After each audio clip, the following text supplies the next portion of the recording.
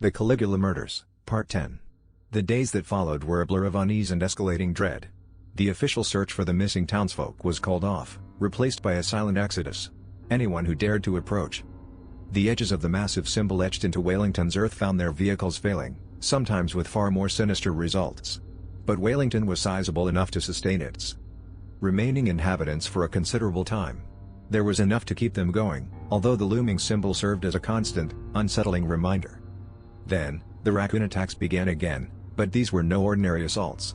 The creatures had been transformed, nightmarish mockeries of their former selves. Piles of teeth, fur, and flesh, these things seemed immobile, yet they moved with an unnatural grace, their strength and cunning terrifying. Wailington, however, was a town where gun ownership was common. The townsfolk fought back, a grim, desperate defense against the horrors they faced.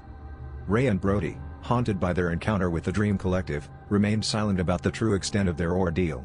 The strange beings hadn't contacted them again, leaving them and the rest of Wailington feeling utterly alone and vulnerable to whatever might come next.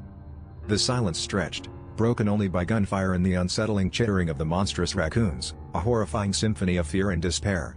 One night, under the sickly yellow glow of a street lamp, Brody stumbled upon something that chilled him to the bone.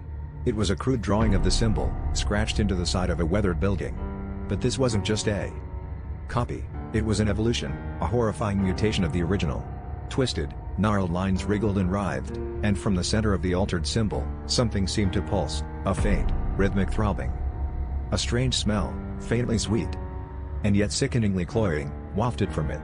As Brody stared, paralyzed with fear, a shadowy figure emerged from the darkness. It was tall and gaunt, its face hidden by a ragged hood.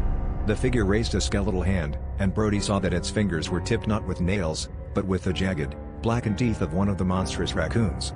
The figure spoke, its voice a rasping whisper that seemed to scrape against Brody's very soul. "They are coming. And they want what you have."